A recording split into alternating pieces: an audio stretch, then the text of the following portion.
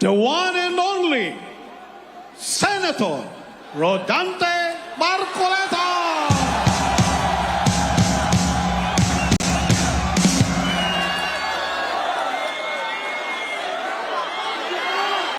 Magandang gabi, mga kapatid, mga kababayan.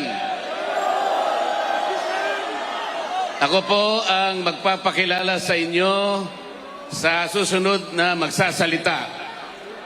Siya po ay matagal kong nakasama sa House of Representatives. At ngayon ay kasama ko pa sa Senate of the Philippines. Ang aking kaibigan, ang aking kumare, Senador Amy Marcos.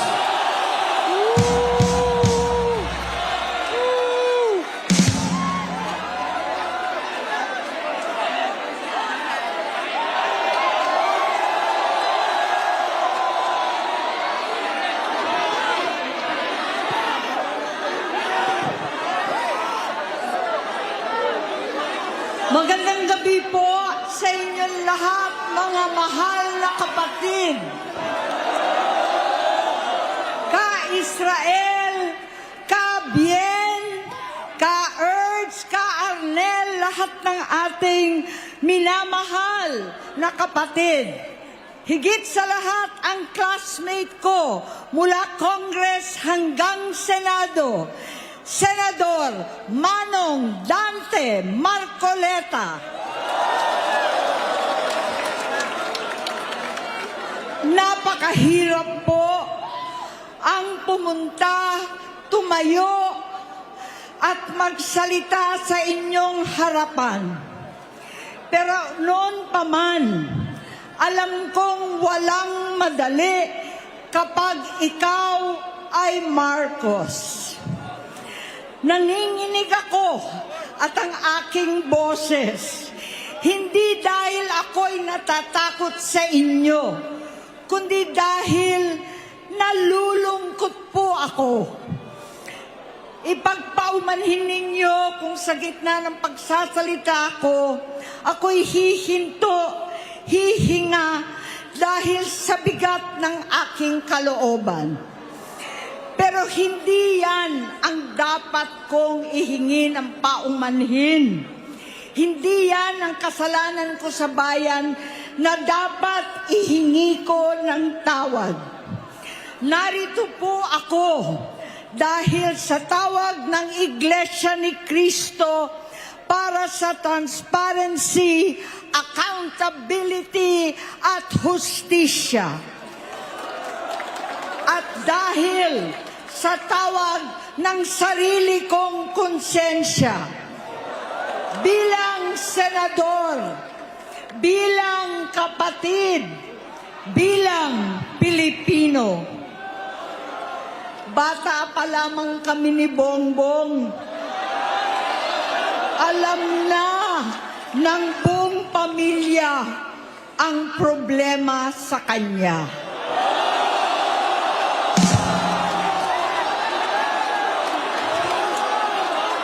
Sa totoo lang, mababasa naman ng lahat ang mga testimonya ng aking ama patungkol sa kanyang ugali at gawain. Noon, dahil may tatay pa kami, hindi ko pa siya responsibilidad. Noong tumatanda, ay mas naging nakakabahala. Batid ko na nagda-drug siya.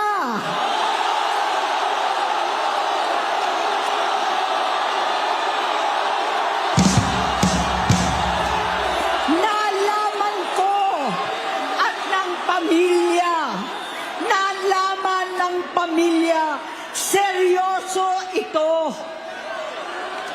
Minsan, kami ng Presidential Guard at Metro Gompa ang naglilinis tuwing nagpa-party po sila.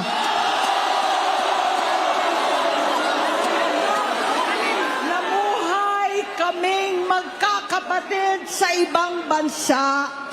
Kami-kami lang. Kinumbinsi ko pa si Bongbong, pakasalan mo na si Lisa. Naisip ko noon, kapag nag-asawa siya, malalagay na sa tahimik at magkakaroon ng direksyon. Ang laki ng pagkakamali ko. Mas lumala ang kanyang pagkalulong sa droga.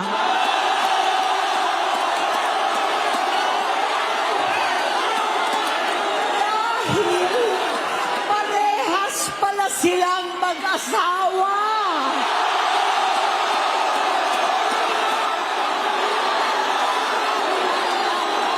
Naging gobernador siya ng Ilocos. Alam ng mga tao doon na halos hindi siya pumapasok. Tuwing kukumprontahin ko siya, ay nagsasabi siyang magbabago na siya, aalisin na niya ang bisyo. Hanggang sa may nagsumbong na naman sa akin na sa paggising pa lang sa umaga, kasabay ng almusal, marijuana pala.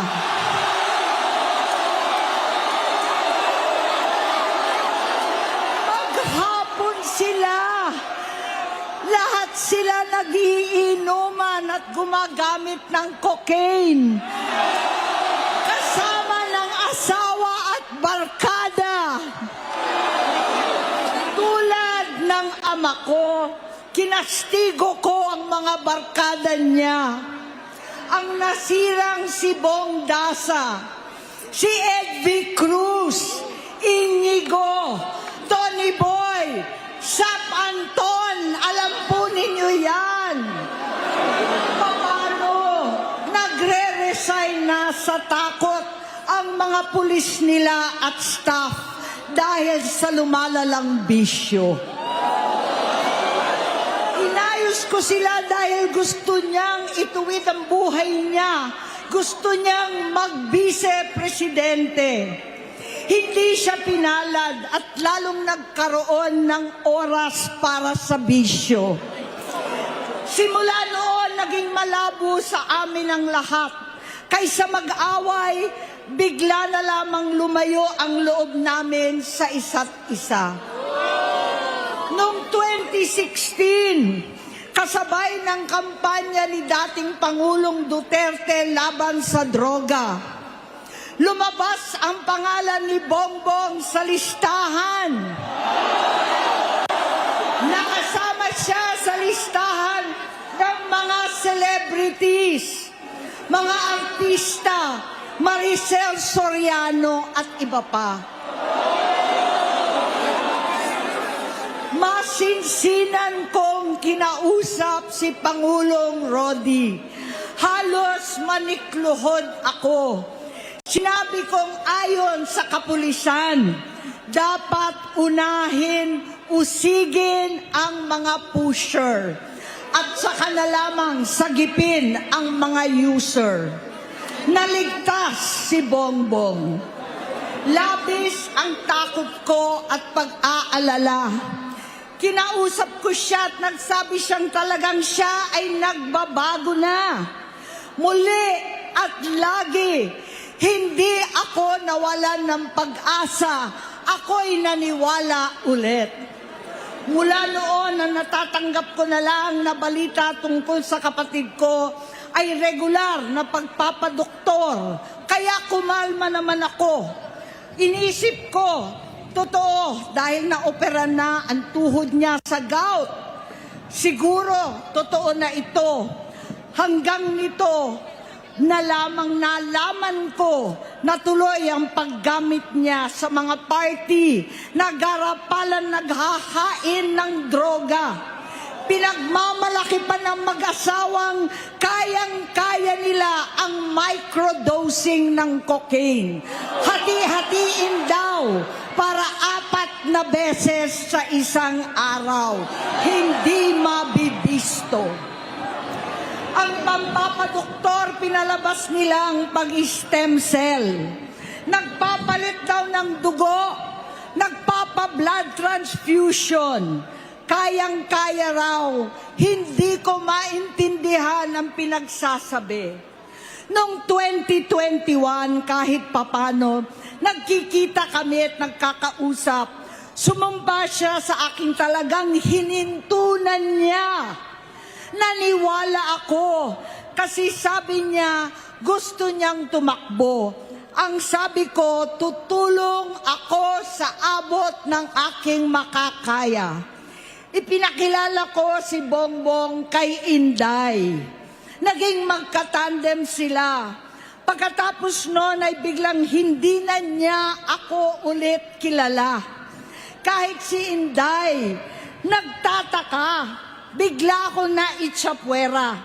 Kahit ganon, nangampanya pa ako para sa kanya, kahit si Inday na lang ang aking nakakausap. Hindi ko alam bakit ako nakaban sa headquarters nila sa Mandaluyong. Hindi ko alam bakit walang nagre-report sa akin tungkol sa kampanya. Sa totoo lang, masakit mang aminin, nung dinidisqualify na siya, halos papaboran ko na sana dahil may nagsumbong sa akin mula sa kanyang campaign team na gumagamit na naman siya. Nung sinabihan ko, siya at mga taong nasa paligid niya, nagkaisa silang tuluyan akong alisin sa kampanya na ako naman ang bumuo. Sinabi nilang gusto ko na siya ay ma-disqualify para ako ang pumalit. Hindi totoo yun. Iniisip ko ang kalagayan ng aking kapatid at paano siya magsisilbi kung ganyan ang kalagayan niya. Pero pinaparating sa akin na hindi siya lulong at minsan na lamang tuwing nagpa-party. Hindi ko maipaliwanag bakit gusto kong maniwala at hindi mawalan ng pag-asa. Noong nanalo siya, naging pinakamalayo na kami sa isa't isa. Maliban sa opisyal na tagpuan at kapag pumupunta yung nanay namin, hindi ako sumama sa loob ng 3 taon dyan sa Malacanang. Dahil lantaran na doon ang inuman, ang paggamit nila ng cocaine at mga bawal na gamot. Hindi ba ninyo nakikita, naririnig, kakaiba na siya magsalita. Hindi na maintindihan kung ano-ano na ang sinasabi at wala na sa sarili. Nagtatago sa kabaitan niya ang pang-aabuso niya sa droga. At nagbunga na ito ng mga nakakapinsalang maling desisyon. Hinayaan niyang kumilos ang mga nakapalibot sa kanya. Yung mga umaastang presidente habang nilululong siya ng mga ito. Hindi na kami nagkausap. Sa harap ng publiko, pinipilit kong magmukha kaming maayos. Pero wala na kaming koneksyon. Hindi ko hinihiling na maunawaan ninyo ako, lahat kayo.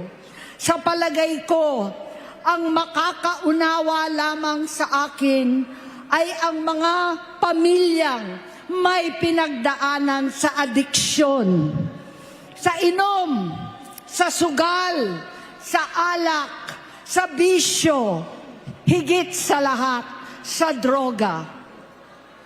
Pagka hindi ko siya nakakasama, buong aking loob na ipasok sa institusyon, ipagamot, iparehab ko na yan. Pero tuwing maghaharap kami noon, hindi kaya ng aking kalooban na gawin yon. Tuwing magsasabi siya sa akin na magbabago na siya, hindi ko siya kayang tiisin. Hindi ko kayang ipagkait sa kanyang pagkakataon at pagbabakasakali, umaasa ako at laging nananalangin na sana, oo nga, nagbago na siya. Hanggang dumating ang 2024 at 2025, yung bisyo niya na ang dahilan ng pagbaha ng korupsyon, kawalang direksyon, at maling-maling mga desisyon. Walang accountability, wala ng hustisya.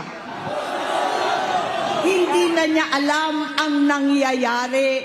Hindi na pinapaalam sa kanya ang mga pangyayari. Sinamantala ng mga ito ang paggamit niya ng droga. Kinangkam na nila ang kaban ng bayan, habang ang mga dating tumatawag sa amin ng magnanakaw ay nakakita ng pagkakataon sirain ang lahat. Nagagamit na nila si Bongbong para sirain si Inday. Itinutulak pa nila si Bongbong at ang bayan sa bangin para umastang tagapagligtas. Mula sa pagtraidor at pagpapahamak kay VP Inday, sa confidential funds na kung tutuusin ang galing naman sa opisina ng Pangulo, hanggang sa pagpadukot sa dating Pangulong Duterte para itapon na lamang sa ibang bansa. Ang kabaitan ni Bongbong ay naging kalupitan. Garapalan ng pagtatakip sa kanya ng mga nasa Congress, sa Senado, mga miyembro ng kabinete. Kitang-kita na ng taong bayan, wala nang puwang ang kahihiyan. Para bang nauulit ang bangungot ng kasaysayan dinamas namin noon. 68 years old po ang tatay ko nung pinatalsik sa pwesto. 68 years old na rin si Bongbong ngayon. November 17 din, noong 2021, nung nakumbinsi ko si Inday na magbise kay Bongbong. November 18 po, bukas, ang ikatlong araw natin. 9 na taon na nakakaraan, saktong November 18 pa talaga, na pinalibing ni Pangulong Duterte ang tatay ko sa libingan ng mga bayani. Halo-halo na ang aking nararamdaman, pero alam kong ito ang dulo at hangganan ng aking pagtitiis at pananahimik. Hindi na tayo mananahimik. Dahil na lamang kong pati ang mga anak niya ay nagdodroga na. Kinasusuklaman ko pa ang pag-alok ng mag-inang si Sandro ng droga ang aking mga anak at iba pang mga kamag-anak. Yan ang hindi ko na mapapalampas. Sa loob ng halos 4 na dekada, wala akong ibang pinangarap kundi maipakita sa sambayanan na hindi kami masamang tao. Hindi masama ang pamilya Marcos. Gusto kong ibangon ang dangal ng aking ama. Sa pamamagitan na nagpagtatrabaho para sa bayan, sinikap kong maging mabuting gobernador, kinatawan, senador. Hindi ako halos nagpapahinga para makapag-iwan sana ng legasiya na kapag sinabing Marcos, nabawi na namin ang tingin sa nakaraan.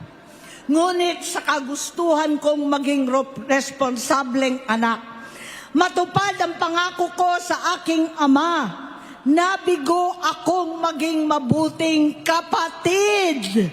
Naging mahina ako kay Bongbong. sa kapulisan at sundalo, sa lahat ng mga leader at tagapagpatupad ng batas. Siya ang Pangulo natin ngayon. Sinabi ko kung anong kalagayan niya ngayon. Tulungan niyo akong mapabuti ang kanyang kalagayan. Tulungan niyo akong matulungan siya. Hindi niya ako kalaban. Ang kalaban niya ay ang sarili niya.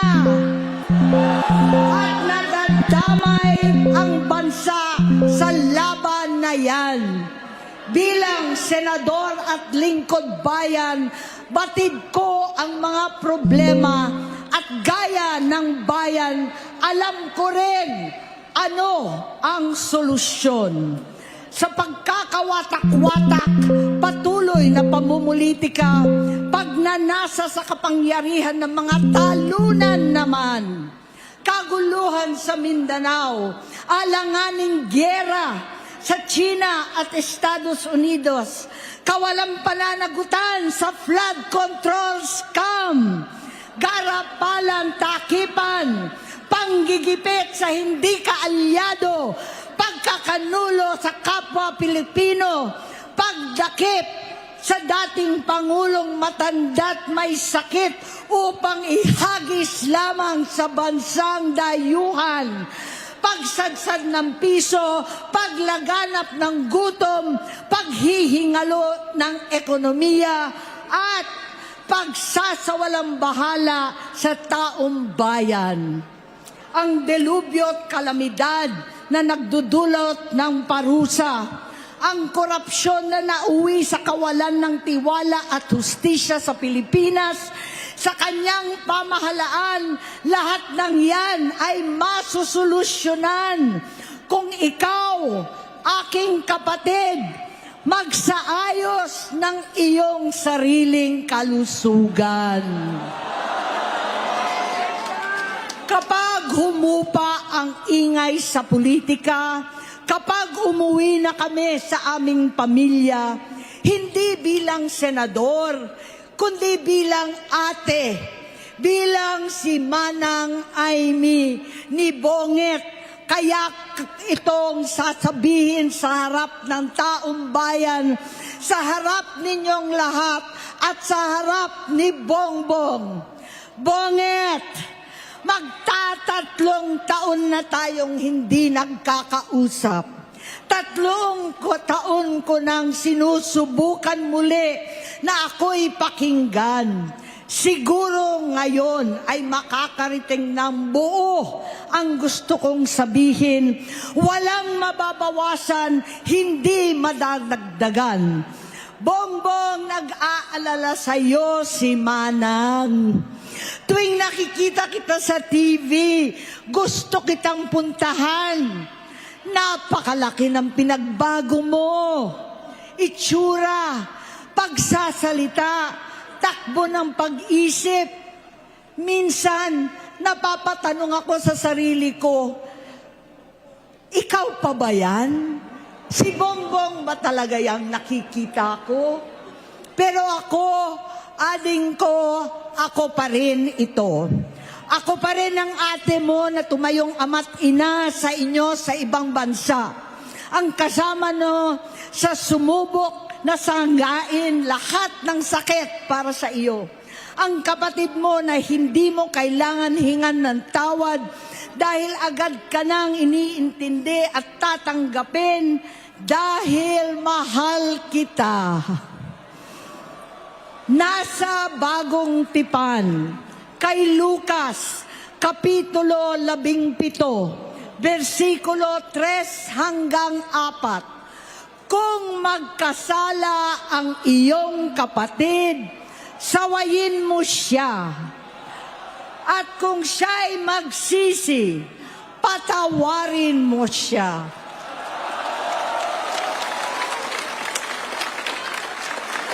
Tama na, ading ko. Tapusin mo na ang paghihirap mo at ng bayan. Gaya noong umalis tayo sa palasyo, kaya ko pa rin hawakan ang iyong kamay, huwag kang matakot. Malaki na ang dulot sa iyo ng droga. Sinisisi ko ang sarili ko dahil hindi ako nakinig sa mga sumbong. Hindi ako nakialam. Hindi ako maniwala. Pero hindi pa huli ang lahat. Tama na, ading ko. Magpahinga na tayo. Umuwi na tayo. Magpagamot, magpagaling at nangangako ako. Hindi ako malilingat. Hindi ako magkukulang.